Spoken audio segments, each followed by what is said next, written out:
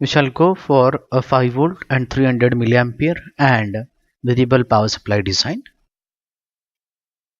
So here this is the main circuit diagram of a 5 volt and variable power supply. Okay, so basically 7805 is a main component to produce a 5 volt, and LM317 is going to provide a variable positive voltage that is ranging from 1.5 to 35 or 37 volt. Okay, so let us start discussion. So here very first we are available with the 230 volt and 50 hertz. We have to convert this into the smaller manageable voltage, say 12 volt. For this purpose we have to use a step down transformer.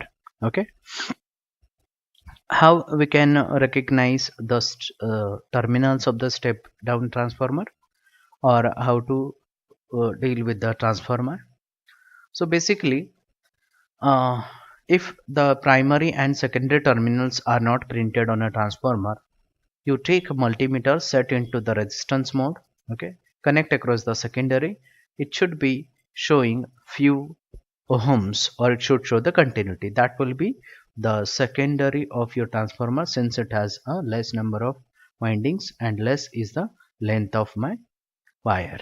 If I connect a multimeter across the primary, it will show several kilo ohms, since the number of windings on a primary are more, and so the length of the wire will also be more, and thus the resistance on primary side will also be more.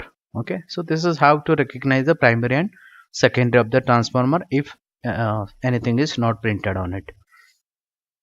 Now the transformer we're going to prefer is 12 volt and 0.5 ampere.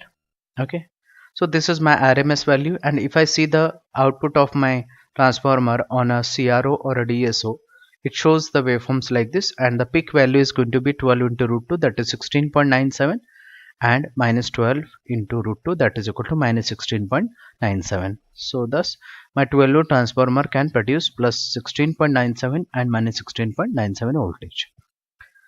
Now normally it is asked that what is the turns ratio of your transformer. So that is equal to input upon output 230 divided by 12. It is equal to 19:1. Okay, so here I shall be getting a 12 volt RMS or 16.97, that is a peak value. So next block we have here is a rectifier. Okay, rectifier is nothing but a combination of 4 diodes which will be converting your AC from the transformer into the equivalent DC. Okay, so the diodes used in rectifier is 1N4007. 1N is nothing but a uni junction, 4007 is a series, and this 1N4007 has a PIV rating of 1000 volt. Okay, we can replace this by 1N4001 also, which is having the PIV rating 50 volt, which is more than sufficient for our application, but still at the same cost of 1N4001 we are getting 1N4007, so we are going for 1N4007. Okay, now we shall observe what is output of my rectifier. Okay, so output of my rectifier is pulsating DC in nature. Okay, and if I feed this as an input to the regulator, it will produce at this point the waveforms like this. This is nothing but it is producing the output only for some specific period. Okay, and at every half cycle it is generating some valley like structure. Okay, this is not desired, and this is not going to work as a power supply for my digital or microprocessor or controller based system, since it will reset the microcontroller for every half cycle. Okay, so what is the reason why this is happening? Okay, so if I go for a 7805, it gives me 5 volt as output if it has minimum 7 volt as an input. Okay, you can understand from this also, after the 7 volt we are getting 5 volt. Why so? Because dropout voltage of my 7805 is 2 volt.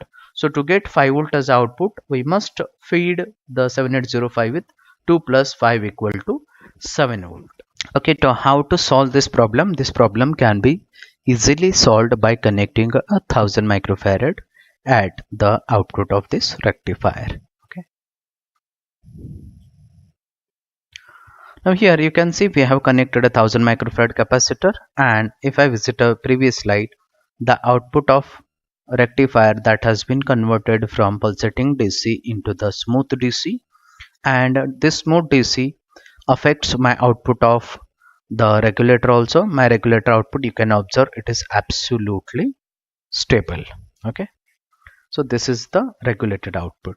Okay, now here we have to decide the value of the 1000 microfarad capacitor. We have a formula C equal to omega CRL divided by 2 pi FRL. Okay, so here you can put the values. Okay, here you get the RL equal to 30 and C equal to 1065 microfarad. Okay, here we have 25 volt as a voltage capacity of the capacitor. Since my output of rectifier is 12 volt, if I take 2 as a safety factor, 12 into 2, that is 24 volt. So if I visit a market, I have a capacitor with the standard value 1000 microfarad and 25 volt. Okay, so that is why we have selected this capacitor. Now whether we need the heat sink or not, that can be easily decided by this calculation. Okay, P is equal to VDC into I, that is equal to 9 volt into 0.3. This comes to be 2.7 watt, which is less than 15 watt. So 15 watt is the power handling capability of my 7805. So in this application we do not need the heat sink. Now you must have observed that there is a one more component put at the output of my regulator, that is the power on LED. Okay, and there is a resistor in series. Why I have connected this resistor? If we do not put the resistor in series with the LED, it will burn, or it may glow only once during its lifetime. Okay, so here we have a formula. IF max should be greater than VCC minus VLED divided by R, where IF max is 50 milliampere. This is the maximum current that can be handled by my LED without damaging. Okay, so VLED is nothing but a voltage drop across LED. It may be ranging from 1.8 to 2.5 depending on the supply. So here if I put the values, the current flowing through this, in fact I have to make sure that we have to select a resistor such that this R has to be selected such that the forward current that is flowing through this LED should not exceed the IF max. Okay, now next we can also generate a variable power supply using LM317. Okay, so here we have to select only two resistors. One is R1 and R2. R1 is already fixed, it is equal to 240 ohm resistor. Okay, and secondly we have to only calculate the R2, or we have to select only the value of R2. That can be done using this formula. Okay, so if I want output say 3 volt, you put 3 volt is equal to 1.25 into 1 plus R2 divided by R1 is already, it is 240. So by putting these values you can find out the value of the R2 which is to be connected in circuit to get the output as a 3 volt. Okay, and if you want the different voltage, just we have to calculate the value of the R2.